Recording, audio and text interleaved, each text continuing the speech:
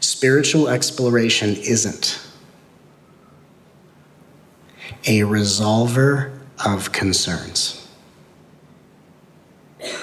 How many of us have this assumption that my spiritual path is going to resolve all of my concerns and make everything totally different, and until it becomes different, I'm frustrated, pissed off, and on edge?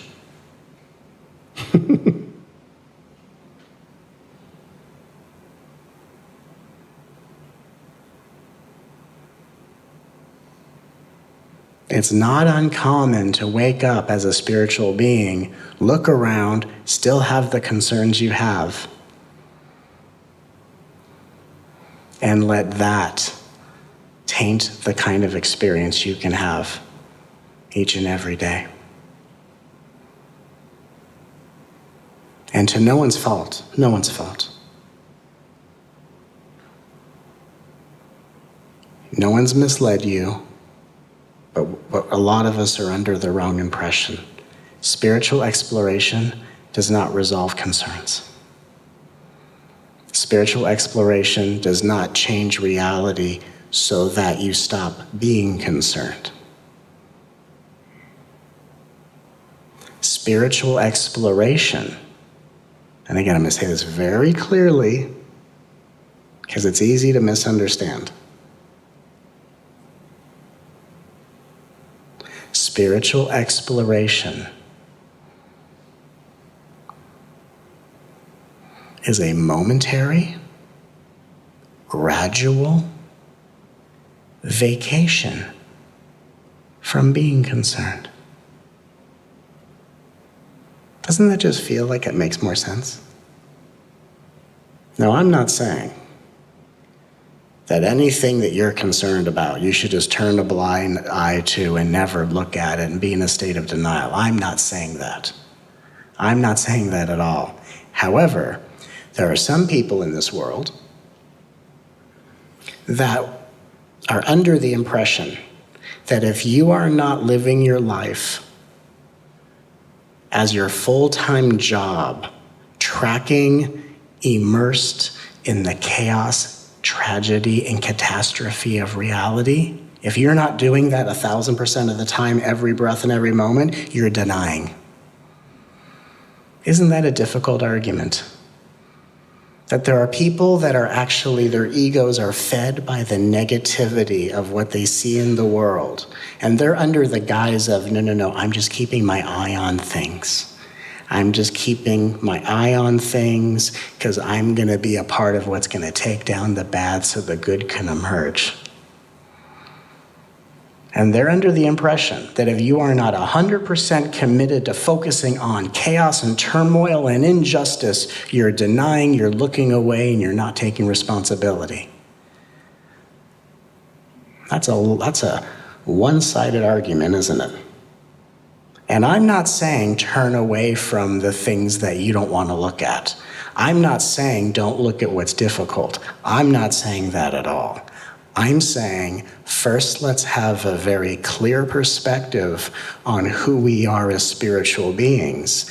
And in order to do that, we're going to have some time, some sacred holy time to have some spiritual exploration. And in order for you to explore, even if it's just for one moment,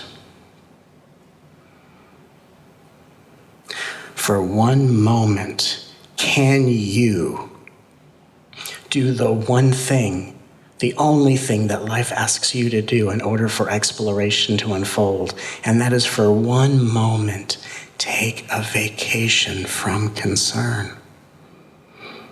That's all you have to do. In this moment, can you put aside, you can go back to it, YouTube, you can go back to it. Can you put aside concern for yourself, just for one moment? Concern for your family, just for one moment. Concern for your world. Concern for your past. Concern for your future. concern for yourself. Can you right now, just for one moment, first step of spiritual exploration, take a vacation from concern? Why do I say vacation? Because at vacation you go somewhere, but you're going to come back. We're going to come back to the concern. We're going to come back to it. But for right now, let's just take a momentary vacation from concern and ask yourself this very contemplative question.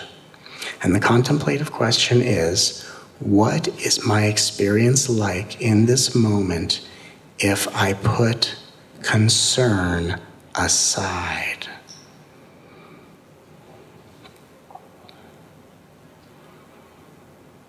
And it's not an answer, it's a feeling. It's a spaciousness, maybe it's an openness, an emptiness, a lightness. Whatever you're experiencing right now is proof you're doing it right. Can you take one moment and put concern aside? Because if you can, you're ready for spiritual exploration. Because you know what the most interesting misunderstanding is? Most spiritual beings, and I mean this with respect because what I am here to provide is just clarity so that every one of us that has the interest and energy and time to put into spiritual evolution can be given the most optimal opportunity to do so. Is that the reason why people spin their wheels and don't make much progress at a certain point is because they're not exploring spiritual reality. They're exploring the suchness, the immensity of their concerns. What is meditation? But a chance to sit and dare to be unconcerned. Isn't that a simple instruction? Someone asked me once, Matt, how should I meditate? Just sit and be unconcerned. You know what they said to me? That concerns me. I said, of course it does. Here's another question to foster deep spiritual exploration. Who are you with nothing to be concerned about?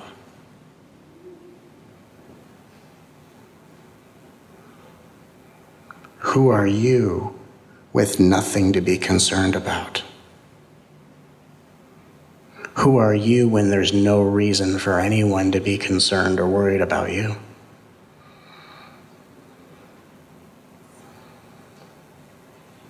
Imagine the world fully aligned, fully activated, fifth dimensional reality, ascension already happened, ribbon cutting ceremony, successful. Everyone's activated, everyone's abundant, everyone's happy, everyone's joyful. Imagine living in a world where no one needs or requires anything from you. Now tell me your life purpose. What's your life purpose when no one needs you?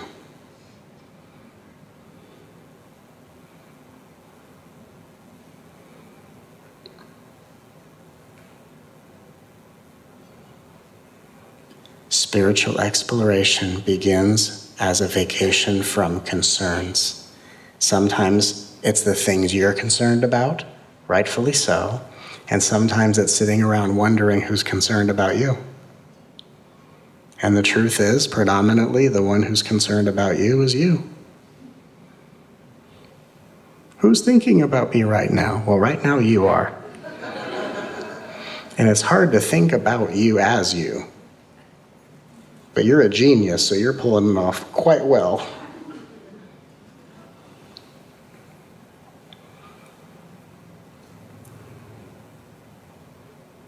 This moment, if you can see it through the eyes of spiritual exploration, is actually giving you the rules of spiritual engagement if you can just see it clearly.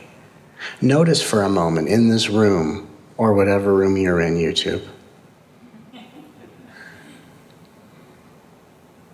Notice how any or all of the worldly concerns that you have is not in this room right now. Here's another fun way of spiritually exploring. Look around whatever room you're in and find any of your worldly concerns. And if you cannot find any of them, you must already be on that vacation from it.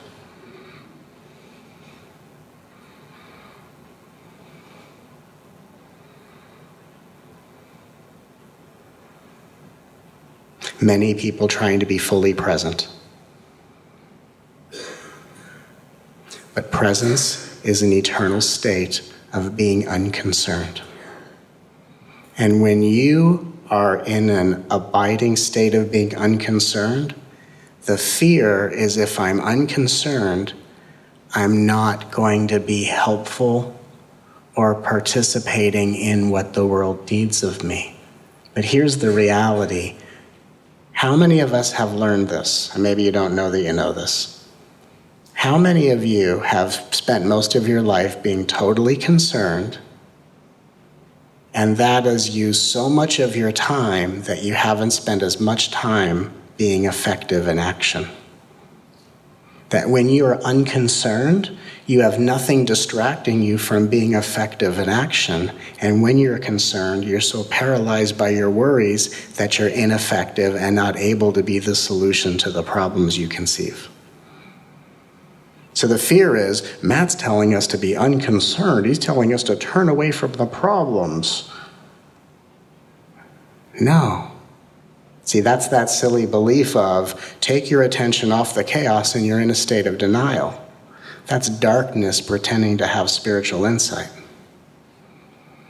What I'm showing you, what I'm suggesting, the option I'm providing you is let's look at your life of concern. And let's look at the times of your life when you've been the most concerned. And have those been times in your life when you've been the most effective in taking positive, inspired action? I wouldn't think so.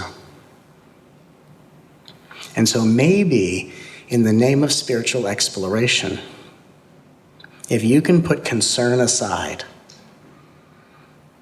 concern for your future, concern for your life purpose, concern for your family, concern for your health, concern for your abundance, concern for your soulmate. If you can put all those concerns aside, you will have nothing distracting your energy from being more effective than you've ever been in your entire life. So when you're unconcerned, it doesn't mean you're uninspired. Notice those are two different words. Unconcerned does not mean uninspired. Unconcerned is what unleashes the inspiration to be the change that you wish to see.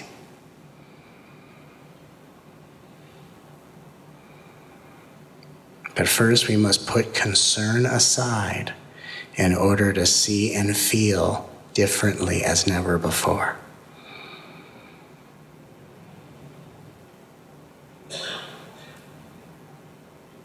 How do we put concern aside? Because I can say that, and some of us will go, well, how do I do that? Because some of you will hear me say this and go, wow, I'm kind of noticing that it's really difficult for me to stop being concerned. You noticing that?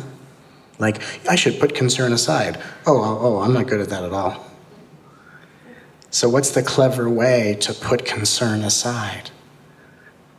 The way we put concern aside is by loving the one who's so worried and concerned. Remember, this is surrender to love. So try these words out loud. I accept the one who worries, who has so many concerns. Is not wrong. But they who has so many worries, so many concerns, is only here begging for my loving approval. To be loved more, not less. It's not as if their concerns are imaginary. And me being concerned is not going to resolve them. Instead, it's like a child that dwells in my heart, who is only concerned and worried because it wants more love from me. I accept that the one who worries, who is subconsciously fueled by concern, is only here to be loved. It's okay that you worry. It's okay that you're concerned. I love you. And even if these words don't cure your worries, don't resolve your concerns, I love you. I'm not here to change you. I'm here to love you. Whether you're worried or not.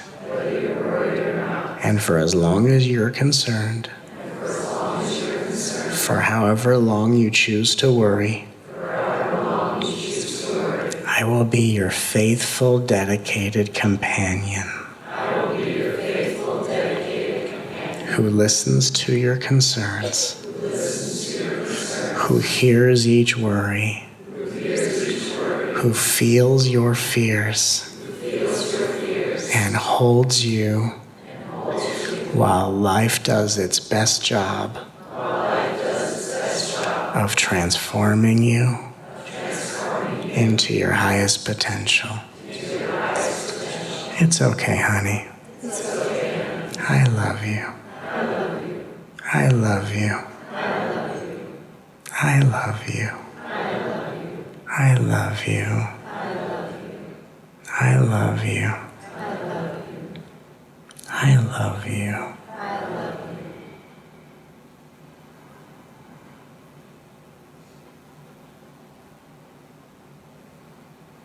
And now as we start to feel a softening within us, we take the next step of spiritual exploration. And it's again just a series of questions. Questions that seem to spontaneously come to me out of thin air. You don't know the question I'm about to ask, and either do I. Until now. So here's the next question. Is there something within you that isn't concerned? Maybe it's a little intimidating because you think I should be concerned. No, I can't be like this. I got to be like the others. I need to be concerned. But in the background, is there something within you, whether it's a felt sense of something that isn't concerned about anything? And can you give yourself permission just to feel into that? You know what that is that isn't concerned within you? It's something called truth.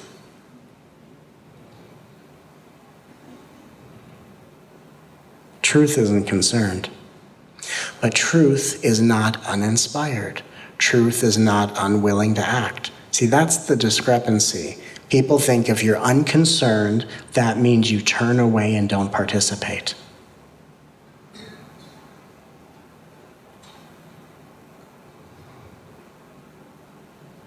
It's not the way it is. The way in which you start participating on a civic, social, personal, and international level is you can't be so caught up in concern that you are unable to bring forth the solutions and actions that will save those who are lost and frozen by concern, fear, apathy, victimhood. Is there something within you? Can you kind of pull back your awareness and feel something in the background? Maybe you call it the witness, presence, Or you just without words feel. Feel and notice that within you that is unconcerned, that your ego may have judged as callous, heartless. Maybe, and here's a very clear pointer. What if the part of you that's unconcerned was misperceived as something called depression? Because often depression is, I'm already seated and rooted in my soul. I'm already naturally unattached to reality. And depression is the sadness of not knowing how to be a part of the play you've already been liberated from.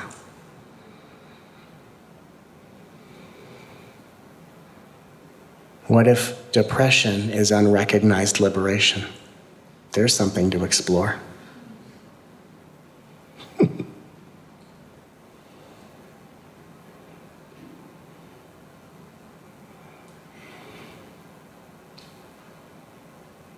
Try this out loud.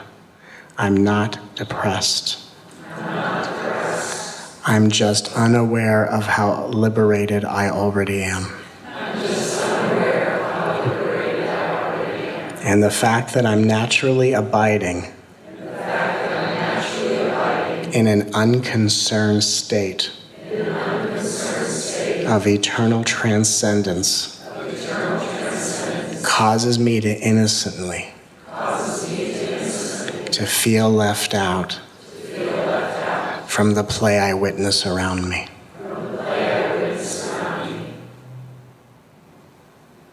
It's deep, isn't it?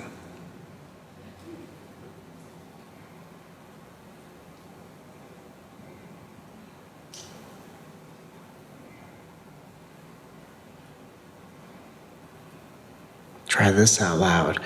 I accept. I don't have to be concerned about the things I see in order to transform it for the well-being of all, simply by choosing to love more often.